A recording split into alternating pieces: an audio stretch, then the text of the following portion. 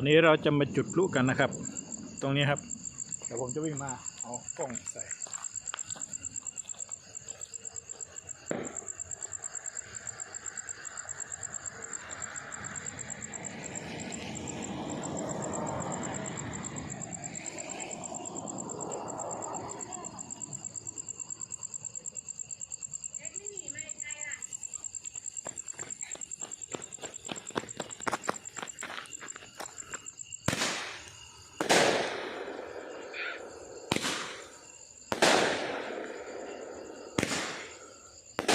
โอ้สูงอยู่โอ้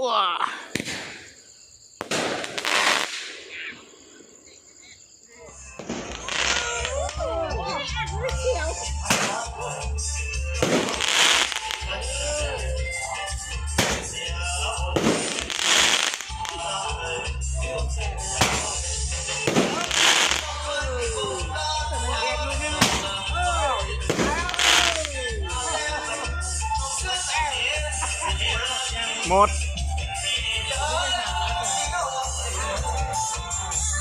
ยังอย่าเพิ่งจุด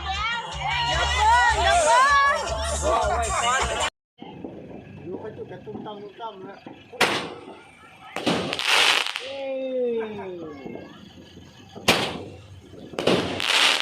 อร่อย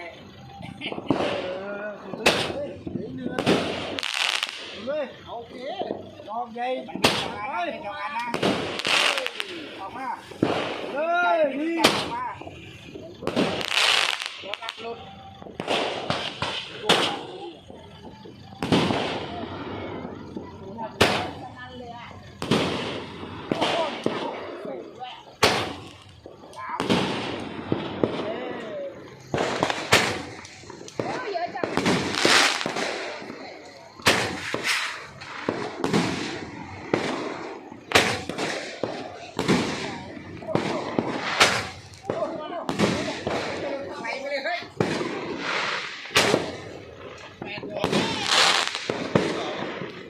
เฮปเป้แนวเยีย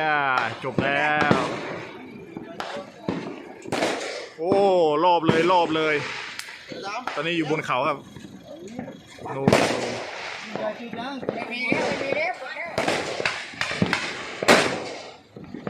ดูทางนู้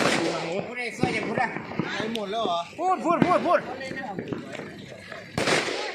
อย่าเพิ่งจุดใส่ผมนะ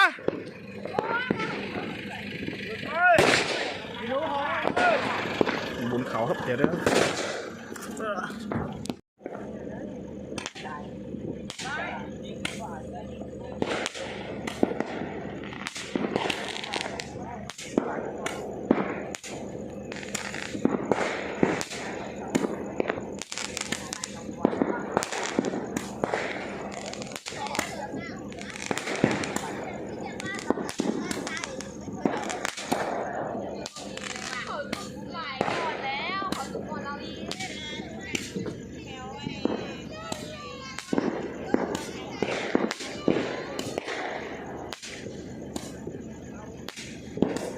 หมดแล้ว